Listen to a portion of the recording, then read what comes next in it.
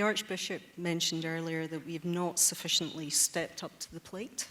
And the first of our questions is really about tackling the role of regulators and financial institutions in addressing the climate emergency. I mentioned earlier to my colleagues here that I attended the Loan Market Association conference in London a couple of weeks ago, where the observation was made that every bank seems to have a sustainability agenda, and there's been an explosion in the number of sustainability teams. But what does that actually mean?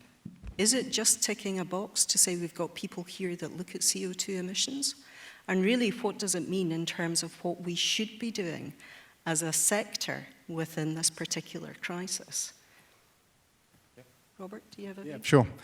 So I think for investor, if I'm answering this question, I'm thinking of HSBC as an organisation. Why do we care so passionately about sustainable finance? I think there's three things for us. And the first thing is, it's a huge opportunity. It was mentioned this morning. There needs to be a carrot. It's human nature. If there's a carrot there, people will follow that. And for me, if you look at the Committee for Climate Change, their vision of what net zero looks like, it involves a huge expansion of offshore wind. It involves a huge new industry around carbon capture emerging. It involves a hydrogen economy. It involves the electrification of nearly everything. For a frontline relationship manager or a frontline banker, if that's not going to get you out of bed in the morning, nothing will. There's a huge opportunity there for all of us as investors to address. On the other side, we have risk. There is a risk that if you don't understand the transition risks that our clients are facing and understand how and if they're dealing with it correctly, we as a bank will be exposed to risks that we don't understand. So that's a very important aspect as well. And then thirdly, it's about our part in society. We talked a bit earlier this morning about purpose. Some trust in banks was lost during the financial crisis, and this is part of us reconnecting with community and society and understanding our part within it. So there's those three elements for HSBC. And it impacts every single client, every single conversation.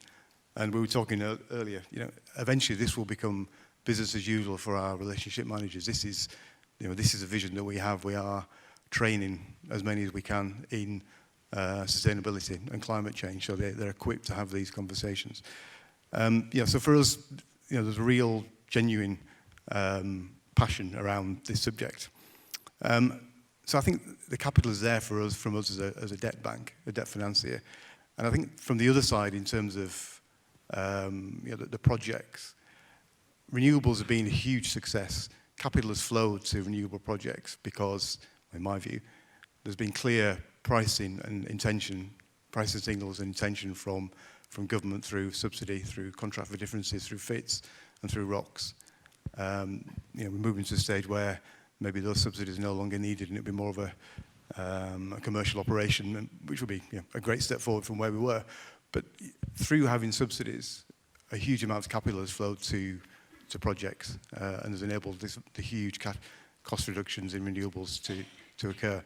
So I think if you can bring those two things together, I think we will start to address some of the issues we've talked about today. And then the third point is the regulator. And we've talked at length today, and I won't go through it again. I think maybe we'll come back to it later. If we do get to the point where our risk capital is adjusted for forward-looking risks on climate, then I think that will accelerate finance to address the climate emergency as well.